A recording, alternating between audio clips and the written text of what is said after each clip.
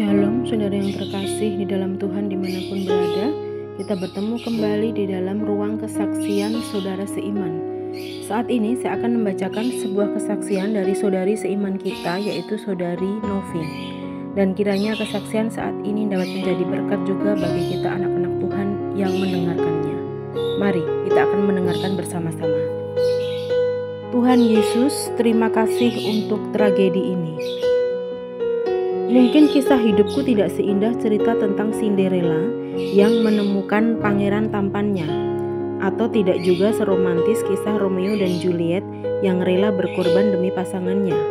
Namun ketika aku menyerahkan hidupku ke dalam tangan Tuhan, Dia membuat perjalanan hidupku indah pada waktunya. Inilah sepenggal kisah perjalanan hidupku yang ingin ku bagikan kepada Anda semua. Dilahirkan di keluarga Kristen bukan berarti aku menjadi orang Kristen yang sungguh-sungguh.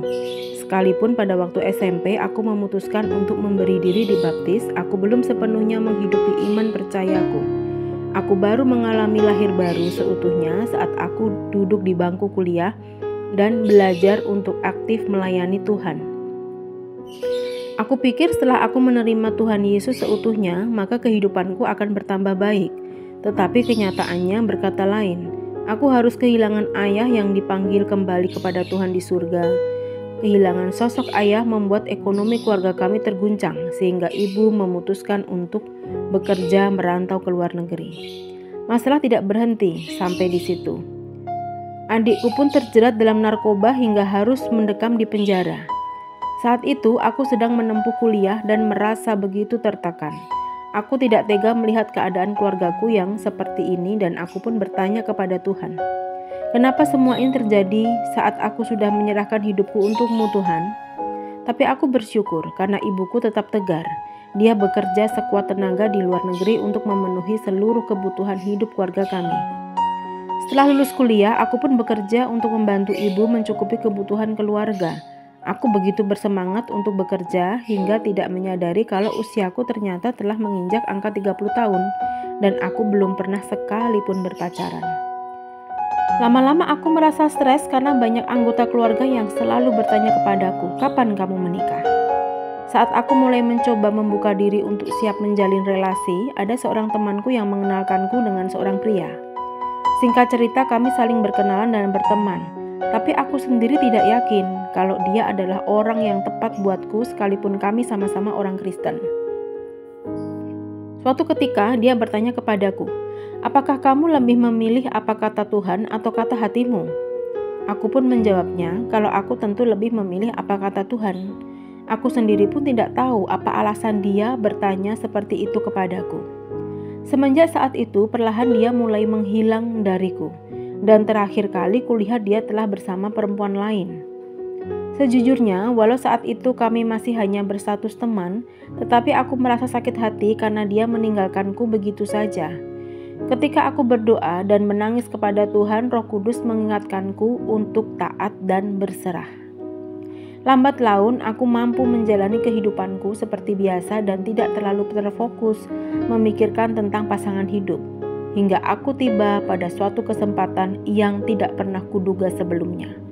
Suatu ketika di awal bulan Maret 2015, aku sedang berbelanja di sebuah supermarket dan bertemu dengan seorang teman SMA yang sudah 12 tahun tidak bertemu. Dulu kami tidak saling mengenal dan yang aku tahu kalau temanku itu adalah anak yang populer di sekolah karena dia adalah ketua OSIS dan setahuku dia juga disukai banyak teman-teman perempuan. Aku pikir pertemuan itu hanya sebatas pertemuan biasa. Tetapi di bulan Juli 2015 kami mulai lebih sering mengobrol. Kami berusaha mengenal satu sama lain hingga aku pun mengetahui kalau temanku itu sudah menjadi Kristen yang lahir baru. Saat kami sudah menjadi teman akrab di bulan Oktober 2015, kami memutuskan untuk berpacaran. Kami pun meminta bimbingan dari kakak rohani di gereja untuk dibimbing dalam hubungan ini.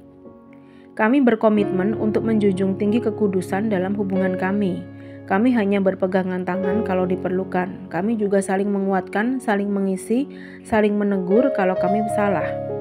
Bagiku kekudusan itu sangat penting. Aku memiliki komitmen kalau ciuman pertamaku nanti adalah ketika kami berada di altar gereja dalam pemberkatan pernikahan kami.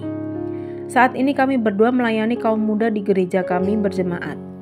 Kami mengajarkan adik-adik kami untuk menjaga kekudusan dan menggunakan masa muda mereka untuk melayani Tuhan yang adalah Raja segala raja.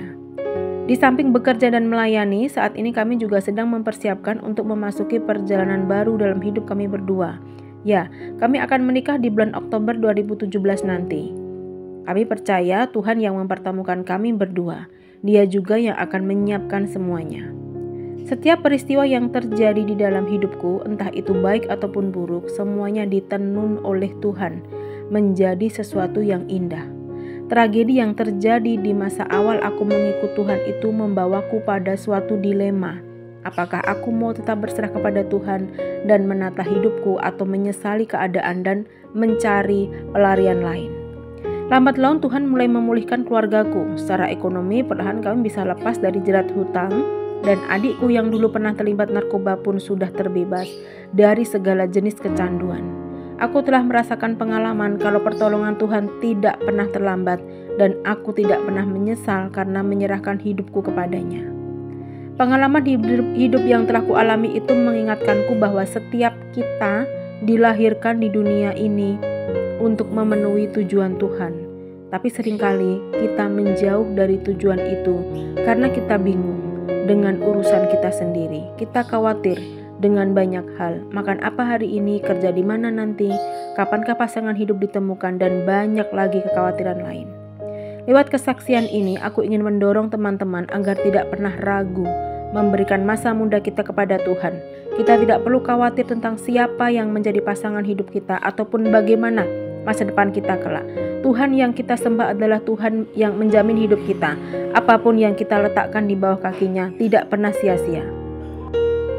Seperti juga di dalam ayat Alkitab yang dapat menjadi pegangan kita di dalam 2 Timotius 2 ayat 4 yang berbunyi, seorang prajurit yang sedang berjuang tidak memusingkan dirinya dengan soal-soal penghidupannya, supaya dengan demikian ia berkenan kepada komandannya. Amin. Demikian saudara, kesaksian dari saudari seiman kita yaitu saudari Novi, yang dia mengalami berbagai tragedi dan akhirnya Tuhan melepaskan dia dari segala tragedi tersebut dan dia telah menerima suatu berkat yang melimpah dari Tuhan dan dia tidak khawatir akan masa depan kehidupannya bersama dengan keluarganya dan dengan keluarganya yang baru, dan dia senantiasa dapat melewati semua yang Tuhan berikan. Terima kasih saudara. Kita bertemu kembali dalam ruang kesaksian saudara seiman esok hari. Tuhan Yesus memberkati.